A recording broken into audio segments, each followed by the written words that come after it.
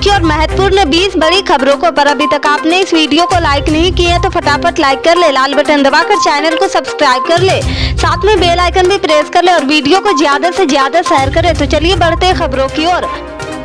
आपको बता दें कि कांग्रेस के पूर्व अध्यक्ष राहुल गांधी ने मंगलवार को कहा कि राजस्थान में उनकी पार्टी की सरकार ने 500 रुपए में एलपीजी सिलेंडर देने की घोषणा की है। उन्होंने आगे कहा कि अब प्रधानमंत्री नरेंद्र मोदी को भी महंगाई से त्रस्त जनता की सेवा करनी चाहिए। इन दिनों भारत जोड़ो यात्रा के तहत पैदल मार्च कर रहे राहुल गांधी ने ट्वीट किया है, 500 रुपए में गैस सिलेंडर देने का राजस्थान की कांग्रेस सरकार का बड़ा ऐलान है। यह केंद्र सरकार की कीमतों के मुकाबले आधे से भी कम है। उन्होंने तंज कसते हुए कहा है, प्रधानमंत्री जी, मित्रों को मेवा खिलाना बंद कीजिए, महंगाई से त्रस्त जनता की सेवा कीजिए। महाराष्ट्र के साथ ताजा सीमा विवाद को लेकर हंगामे के बीच कर्नाटक में राज्य विधानमंडल का शीतकालीन सत्र भी जारी है। चुनाव के लगभग 5 महीने पहले हो रहा यह सत्र भाजपा के लिए काफी महत्वपूर्ण है, क्योंकि महाराष्ट्र के सीमा विवाद चल रहा है और मौजूदा भाजपा सरकार का यह आखिरी सत्र होगा। वहीं सत्र के दूसरे दिन यानी मंगलवार को अनुसूचित जाति और अनुसूचित जनजाति के लिए आरक्षण बढ़ाने का बिल कर्नाटक विधानसभा में पेश किया गया। SC/ST के लिए आरक्षण की सीमा में बढ़ोतरी के लिए लागू अध्यादेश को कानून बनाने के लिए बॉम्बे सरकार ने कर्नाटक अनुसूचित जाति और अनुसूचित जनजाति विधेयक 2022 पेश किया है। गौरतलब है कि अक्टूबर माह में कर्नाटक सरकार ने कर्नाटक सरकार को सर्वसम्मति से राज्य में अनुसूचित जातियों के लिए आरक्षण 15% से बढ़ाकर 17% और अनुसूचित जनजाति के लिए 3% से बढ़ाकर 7% करने के लिए एक अध्यादेश को मंजूरी दी थी।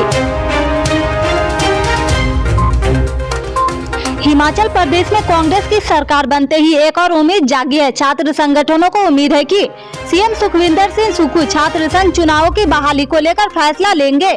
ऐसा इसलिए है क्योंकि मुख्यमंत्री सुखविंदर सिंह सुक्खू ने छात्र संगठन चुनाव से अपने ही राजनीतिक कैरियर की शुरुआत की थी। कुछ दिन पहले ही सुखविंदर सिंह सुक्खू ने छात्र संघ चुनाव को लेकर सवाल पूछा था और उन्होंने कहा था कि इस बारे में विचार जरूर किया जाएगा। हिमाचल प्रदेश में छात्र राजनीति से ही शुरुआत करने वाले सुखविंदर सिंह सुक्खू अब प्रदेश की सत्ता के शीर्ष पर आसीन हुए हैं। हिमाचल प्रदेश विश्वविद्यालय से जुड़े छात्र संगठनों से जब इससे जुड़ा सवाल पूछा गया तो उन्होंने प्रदेश सरकार से उम्मीद जताते हुए मांग की है कि शिक्षण संस्थानों में सिर्फ छात्र संघ चुनावों की बहाली की ओर कदम बढ़ाया जाए। साल 2014 में तत्कालीन वीरभद्र सिंह की सरकार ने शिक्षण संस्थानों में छात्र संघ चुनाव पर रोक लगाई थी, जिसका सबसे बड़ा कारण था कि शिक्षण संस्थानों में शांतिपूर्ण और अहिंसा युक्त माहौल बनना। जीरो कोविड पॉलिसी में ढील देने के बाद से चीन में कोरोना का कहर बढ़ता जा रहा है। चीन में हर दिन कई हजार लोग वायरस की चपेट में आ रहे हैं। कोविड टेस्ट को लेकर दी गई छूट के चलते चीन में मामलों की संख्या आधिकारिक तौर पर कम दर्ज की जा रही। इस बीच अमेरिका ने पूरी दुनिया को बड़ी चेतावनी जारी की है। अमेरिका को चिंता है कि चीन का कोविड-19 प्रकोप वायरस के नए म्यूटेशन को जन्म दे सकता है। अमेरिका का कहना है कि दुनिया का सबसे अधिक आबादी वाला देश जीरो कोविड प्रोटोकॉल में ढील देने के बाद गंभीर संक्रमण की लहर से जूझ रहा है। महाराष्ट्र विधानसभा में शीतकालीन सत्र के दूसरे दिन भी विपक्ष नेताओं का हंगामा जारी रहा। सभी नेताओं ने शिंदे सरकार पर भ्रष्ट होने का आरोप लगाते हुए प्रदर्शन किया है और इस्तीफे की मांग की है। बम्बई हाई कोर्ट की नागपुर पीठ द्वारा एकनाथ शिंदे की ओर से लिए गए एक फैसले पर यह स्थिति बनाए रखने का आदेश देने की पृष्ठभूमि में विपक्ष दलों के विधायकों ने मुख्यमंत्री से इस्तीफे की मांग की है। बता दें कि महाराष्ट्र की उद्धव ठाकरे सरकार में मंत्री रहे एकनाथ शिंदे ने झुग्गी वासियों को दी जाने वाली भूमि को कथित तौर पर 16 लोगों को पट्टा पर आवंटित करने का निर्देश दिया था। अदालत ने शिंदे के इस फैसले पर रोक लगा दी थी और सुनवाई के दौरान कहा था कि मामला लंबित होने के बावजूद इस भूमि को भट्टा पर देने का फैसला कैसे लिया गया है। अदालत ने सरकार को आदेश दिया है कि इस मामले में वह अपना पक्ष रखे। न्याय मित्र अधिवक्ता आनंद परचूरे ने 14 दिसंबर को हाईकोर्ट की एक पीठ को बताया था कि एकनाथ शिंदे ने एनवीर सरकार के शहरी विकास मंत्री के रूप में अपने कार्यकाल के दौरान NIT को झुग्गी निवासियों की आवास योजना के लिए अधिग्रहित भूमि को अन्य 16 लोगों को देने का निर्देश दिया था।